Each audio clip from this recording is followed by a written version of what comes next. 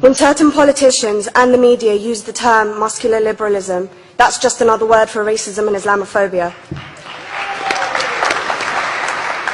This stance on Islam has led them into primary schools to ascertain why young girls wear the hijab, as it could be interpreted as a sexualization of these young girls. I say shame on Ofsted for victimizing young girls, for choosing to wear religious articles of clothing.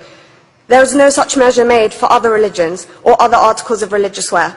This stance has other ramifications. It signals to the British public and emboldens groups such as EDL, BNP and other fascist and racist groups that women are oppressed by Islam, are made insubordinate to the men that supposedly force them to wear it, and that it is the job of the British state to liberate us. We reject this imperialistic saviour thinking.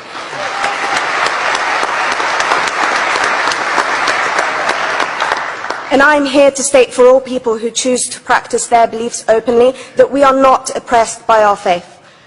Islam is not one homogeneous block. There are Muslim women who do not wear the hijab, and that is their interpretation of their faith. The Quran beautifully states, La ikraha fid din, which translates to, there is no compulsion in religion. My faith has given me the right to choose 1,400 years before the Universal Declaration of Human Rights told me I could. A fun fact for you, conference. My dad didn't want me to wear the hijab. I chose to. Those of faith, thank you.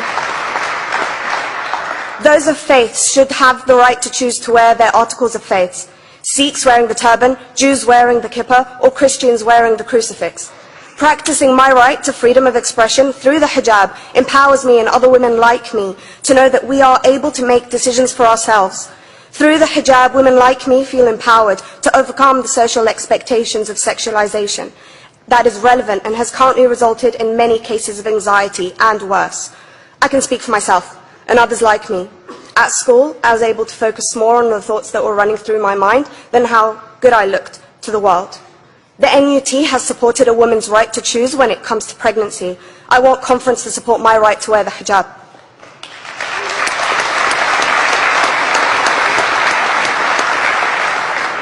How I choose to practice my faith is clearly displayed for all to see. This makes me the target of hate crime. The level of racist attacks on Muslim women is disproportionate to any other oppressed group in British society because we are an easy target. This decision by Ofsted has ramifications beyond the school gates and must be seen in the context of increased attacks on the Muslim community and perpetuates the outdated notion that Muslim women are victims. I was on a trip last year to Hampton Court with my Year 7s, where a man felt comfortable to call me a terrorist.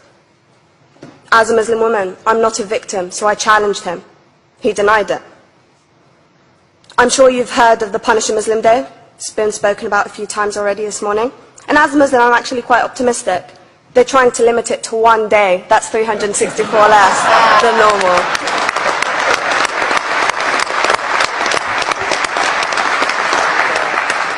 But let's be clear, conference. Islamophobia and other forms of racism affects non-Muslims too.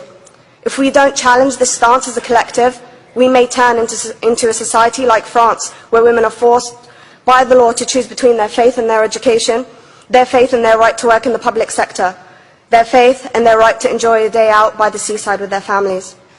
I want to end by stating that I came to this country as an 8-year-old refugee. We are Palestinians, forced out of our land in 1948. We lived in third world conditions, similar to those in Calais for 60 years. Here, I received the support I needed to study law at university and become a secondary school citizenship and PSHE teacher, and a school rep. An injury to one is an injury to all, and I want to thank the Union for its stance on all oppressed groups, in particular mine, Palestine. Thank you, conference. Thank you, Latifa.